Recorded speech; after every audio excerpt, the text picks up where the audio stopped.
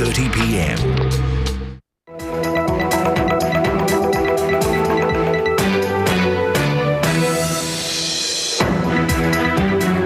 Good evening, I'm Otelli Edwards. On News 5 tonight, ASEAN leaders opened their 20th summit, calling for all sanctions on Myanmar to be lifted. The process of change must be acknowledged. And for a redoubling of efforts to get economically connected. A Korean-American man surrenders to police after allegedly going on a shooting rampage at his former college in California. Singapore's Manpower Ministry to carry out practical safety training for foreign maids. And the wait is over. The biggest part of Gardens by the Bay will open in June. We begin with official results out tonight in Myanmar's historic by-elections. Aung San Suu Kyi's opposition National League for Democracy has, as expected, won 43 of the 44 seats it contested. And ASEAN is now calling for the lifting of all international sanctions on Myanmar. Leaders of the 10-member group made the call as they opened their summit in Cambodia today. One thing that we are very much keen on just now is to ensure that sanctions against Myanmar be immediately lifted. It is extremely important as a symbol, as a democratic dividend of a country that has begun the process of change, and this process of change must be acknowledged. Now that national reconciliation is taking place, reforms are taking place, we hope that this will contribute further to the role of Myanmar as a rightful member of ASEAN and being integrated more effectively into the global community. And ASEAN is proud to be a part of that journey of Myanmar. Myanmar's President Thein Sein assured ASEAN leaders that Sunday's polls were transparent, free and fair. He said he accepts the results which see opposition leader Aung San Suu Kyi win her first seat in parliament. North Korea's planned rocket launch and regional maritime disputes with China are also expected to dominate discussions, which will wrap up tomorrow. In his opening remarks today, Cambodian President Hun Sen said that as ASEAN chair this year, he will focus on regional financial stability. He stressed the importance of narrowing the gap between the richest and poorest nations in the bloc. Leaders also want to move more quickly on efforts to transform Southeast Asia into an economically connected community. Singapore's Prime Minister said this will be vital to keep the region competitive. As the leaders gather for their 20th summit, they also celebrate the 45th year of the grouping.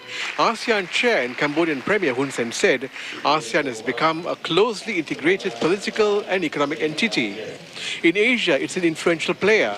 In the world, it's a strategic partner.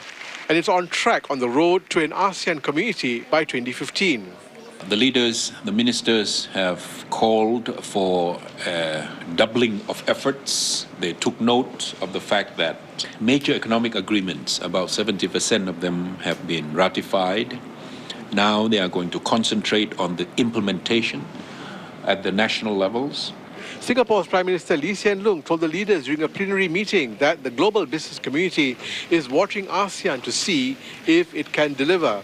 He said ASEAN has made progress, but it needs to press on with other commitments, such as the 8th package of services, which promises to offer Singapore companies greater access to the wider ASEAN market. It also must step up efforts on the master plan on ASEAN connectivity, which has received strong support from its dialogue partners. Second to the European Union, ASEAN is the broadest effort to regionally integrate their countries, the 10 member states, so connectivity, broadband, but also physical connectivity is very important, and there we can certainly help with state-of-the-art solutions. ASEAN's leaders have also emphasized that key to ensuring the success of the connectivity master plan is to narrow the development gap amongst the lesser developed ASEAN member states. In this regard, Singapore's Prime Minister Lee Hsien Loong says the Republic is supportive of goals to achieve this, among them the Initiative for ASEAN Integration.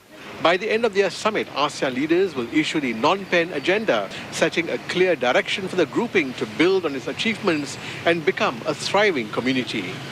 As Ramesh, Channel News Asia in Phnom Penh, Cambodia. Malaysia's parliament has endorsed reforms in the electoral process as a general election looms. This means the government is obliged to implement them. But the opposition says the changes don't go far enough. It was absolute pandemonium in the lower house of parliament. The opposition, led by their leader Anwar Ibrahim, challenged the speaker to apologise for disallowing a minority report on alleged electoral fraud to be tabled in parliament. We give the president what you know. You are what salah, you need that president. Speaking after the Select Committee's 22 recommendations on electoral reform were passed in parliament, Anwar Ibrahim was crying foul. It's clearly an UMNO ploy to disallow us from producing evidence to prove our case about massive fraud in the electoral process. To me, it's clear. The bipartisan Select Committee was set up after the Birthday 2.0 rally that saw thousands take to the streets last year demanding free and fair elections. Now, while the use of indelible ink in this coming election is allowed, the demand for a 21-day campaigning period was rejected. Instead, the committee has recommended 10 days for campaigning. Now, Malaysians living abroad are allowed to cast their votes via post instead of advance voting. Also, for the first time, postal voting is allowed for members of the media as well as election commission's workers, numbering some 240,000. But without a clean electoral roll, the opposition says the election can never be fair. This after a recent report showed at least 42,000 dubious voters on the list. I mean, the coming elections will be the dirtiest. It cannot be solved in one day. Even the US claimed 20% of the voters list are dubious because people die. Every day people die. Now, meanwhile, the coalition of 62 NGOs on electoral reforms has threatened to return to the streets with Birthday 3.0 rally if the Election Commission, they say, does not clean up the electoral roll and implement all the reforms before the next general elections. Melissa Goh, Channel News Asia, Kuala Lumpur. A Korean-American man has been arrested after a deadly school shooting in California. Police identified him as 43-year-old Wan Go, a former student at the college. His motive is still unknown. At least 7 people were killed, with several others wounded.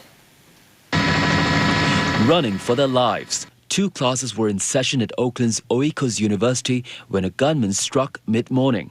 His chilling words before the rampage, "Get in line and I'm going to kill you all." Witnesses say he shot one person at point-blank range in a class before spraying the room with bullets. The gunman is also said to have opened fire in a reception area. As many as 30 shots were heard. First time when I heard it, I thought it's like firework or like they're just joking. But right after that, one woman screamed a lot, very shout. And then my teacher went outside, check, and then he says like one woman told them like somebody has a gun, run. And then we all of in class, we ran away. Within minutes, police and SWAT teams surrounded the area. Nearby businesses were evacuated as officers searched the school. Throughout the building, there were several people hiding in locked buildings, locked doors, behind desks. As you can imagine, very frightened, very scared. The victims' bodies were laid out in a field as police and medics tended to the injured. Police say the suspect surrendered at a supermarket less than 10 kilometers away from the shooting. The school's founder says the gunman was a former nursing student at the college. Police believe he acted alone. It's not clear why he carried out the attack. The shooting comes just a month after another deadly school attack in Ohio and will likely put the focus back on America's gun laws. Oikos University is a private Christian college. It offers programs in theology, nursing, music, and Asian medicine. The school has about 100 students, many of them Korean Americans. Singapore's Manpower Ministry wants to enhance safety training for foreign maids. It's done a 1-week trial of the new settling in program that will start in the middle of this year. And based on feedback, it will tweak practical components of the training. When it comes to safety, practice makes perfect. So these new foreign maids in Singapore are being drilled on the right way to do their work. One of the greatest risks one can be exposed to when doing household chores is falling from a tall building. Now, standing on a chair to clean windows is a no-no. Instead, the safer way to do it is to lock window grills and use an extended wiper to clean hard-to-reach areas. In the first 3 months of 2012, there were 6 cases of maids falling from height. Most of them, they're not aware that they're working from high-rise building because they came from a village, like for example, Kampong side. So when they came here after the class, oh, sir, very useful. While training may be further enhanced, authorities want employers to know that ultimately, maid safety is their responsibility. If a worker is well settled in a home, the worker is given supervision, the worker is given sound and clear safety advice, I think she would be able to work safely as well as happily. When in doubt, these educational materials have also been provided to instruct and inform. In other news, the latest release of HDB flats is more than 3 times oversubscribed. As of 5 p.m. today, HDB had received 26,000 applications for the 8,000 flats that were launched last week. But National Development Minister Koh Boon Wan has blogged that the rates are reassuring. For flats in mature estates, first-timer application rates for built-to-order flats was 2.1, and for sale of balance flats, 1.9. Mr. Koh said this means first-timers have a good chance of getting a flat. In non-mature estates, the odds are even better at 1.8. As for second-timers, the application rate fell to 6.7 from 20.7 in the previous launch in January. Mr. Koh said many applicants made use of priority schemes that are meant to allow married couples to live near their parents. And just ahead on News 5, a woman dies after being run over by a bus in Sengkang. And the fall factor rises in another gutter oil scandal in China. Tell you how in 2 minutes.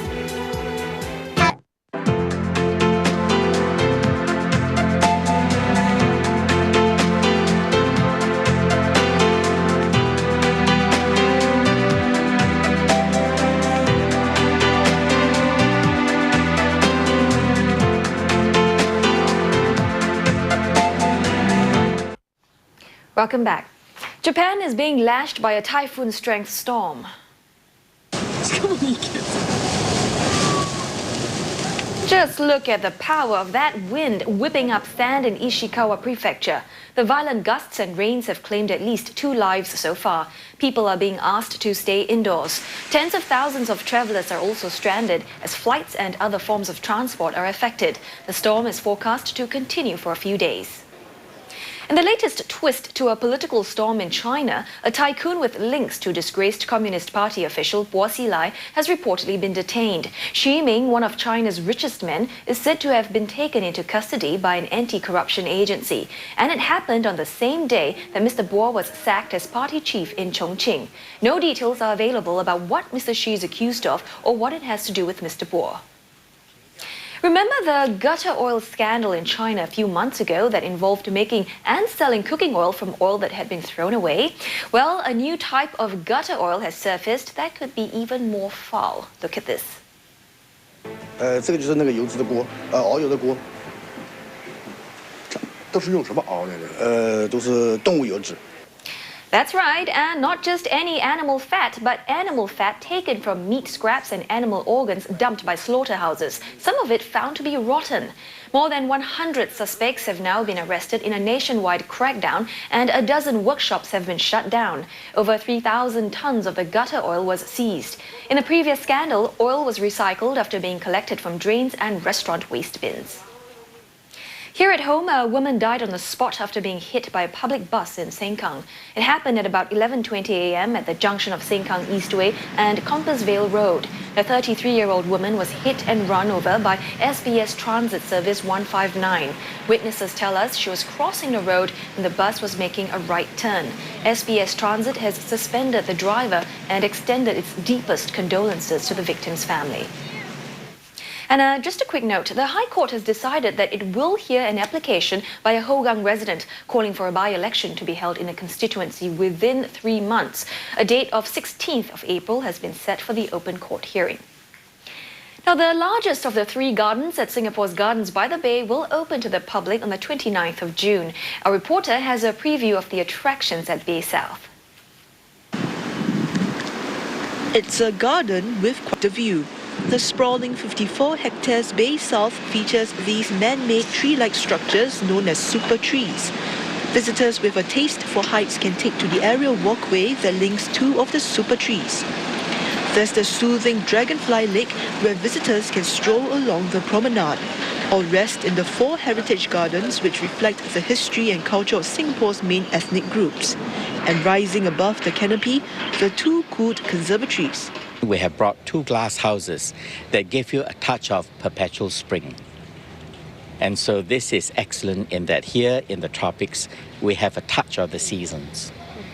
It allows us also to look at plants from different continents brought here, particularly from 2 very fragile habitats that are disappearing very fast.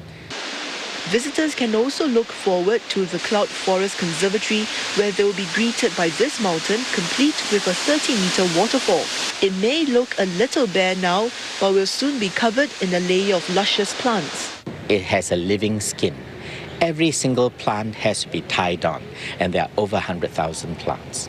And there are a wonderful array of ferns, orchids, pitcher plants. Oh, you just have to come and see. This mountain inside the Cloud Forest Conservatory is some 35 meters tall. Visitors will take a lift to the top of the mountain and then follow a walkway that will take them into the heart of the mountain and out again. Most of Bay South will be free to visitors, except for the 2 conservatories and the aerial walkway on the super trees. To celebrate the opening of Bay South, there will be a series of events organized over 2 weekends. In sports still to come, we check in with our top paddlers back from a grueling experience in Germany. And how a $5 sketch is making this man an instant millionaire twice over.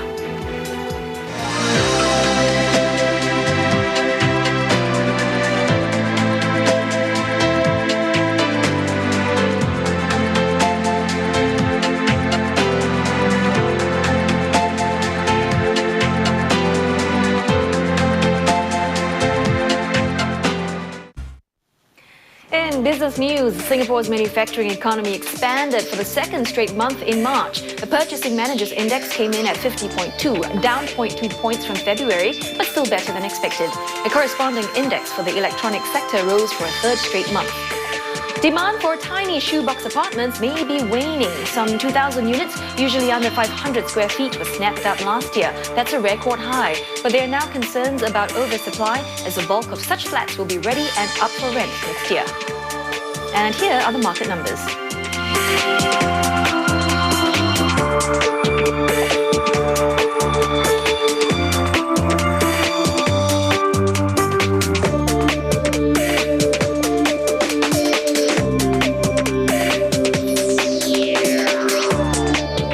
Singapore's table tennis team came home this afternoon from the World Championships in Germany, and they received an enthusiastic welcome, though their assessment of their own performance was a little less than sparkling. Despite making it to the final, the women lost to China and took home the silver medal. The men's team finished in the 8th spot, up 8 places from their finishing in 2010.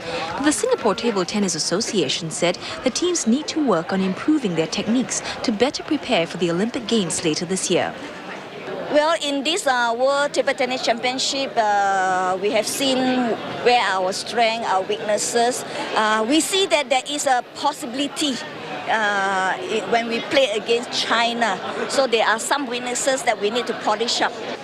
She also said she was especially pleased with the younger players' performance at the Games. Teenager Pang Xuejie said he learned how world-class players compose themselves to avoid mistakes during the matches. My stability was there in the first few matches. But I think as the days go on, I think because it's like one day, one match. So it's very little time for us to train and to familiarize myself.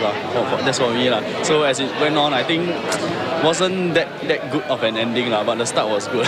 Singapore's world number 5 paddler Feng Tianwei also rated her own performance in her match against Chinese world number 1 Ding Ning. 我觉得实力方面吧，他实力方面还是比我要强，所以在经验方面呢，他确实成长了很多，也比我要好一些，所以这些方面自己还是要加强。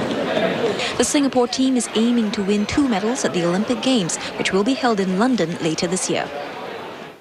Onto football, and Manchester United have taken a big step towards defending their English Premiership title. They extended their lead at the top of the table with a 2-0 win at Blackburn. Both goals came late from Antonio Valencia and Ashley Young. Goalkeeper David Gea also made a string of excellent saves. Manager Alex Ferguson says it was a long night, but they persevered and got their reward. United are now 5 points clear of second-placed Manchester City with 7 games to go.